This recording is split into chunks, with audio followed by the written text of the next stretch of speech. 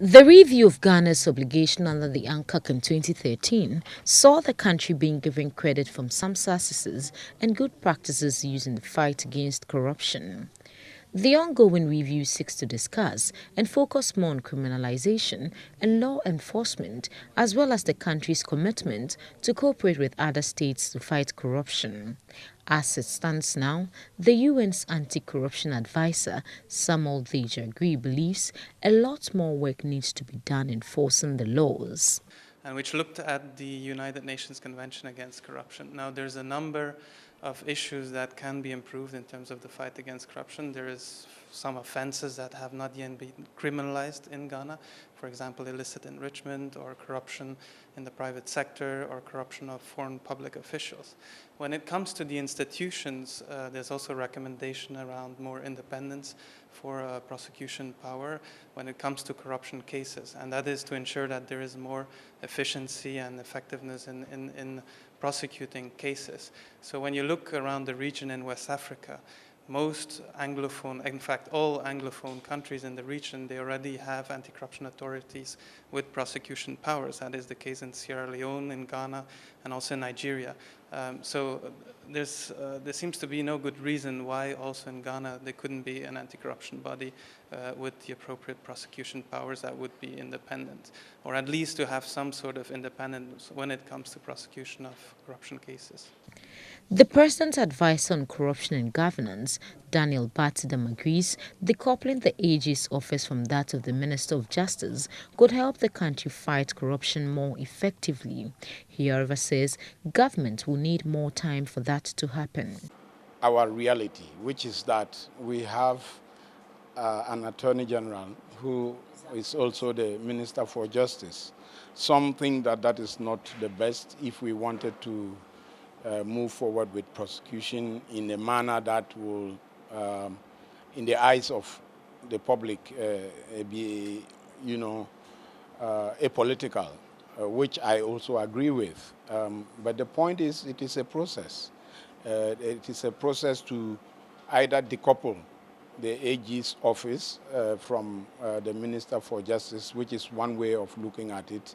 Others have recommended, as I said, the having an independent prosecutor. Meanwhile, the Attorney General and Minister of Justice says government has made significant strides in the fight against corruption. She highlights ongoing investigation into the National Service Secretariat corruption scandal and the JIDA scandal, where government has been able to retrieve over 50 million cedis. Currently, the prosecution of several corruption cases are ongoing. There's the case of the ghost names on the payroll of the National Service Scheme, where 35 officials, including a former executive director and his deputy, have been arraigned before court. And already we have 8 convictions in that case.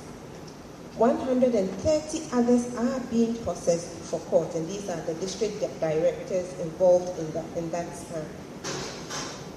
There are also the cases involving JIDA, where the former national coordinator and the CEO of one of the service providers are being prosecuted for fraud and causing loss to the state. Sums of money totaling over 15 million Ghana cedis in this JIDA case have been retrieved to the state.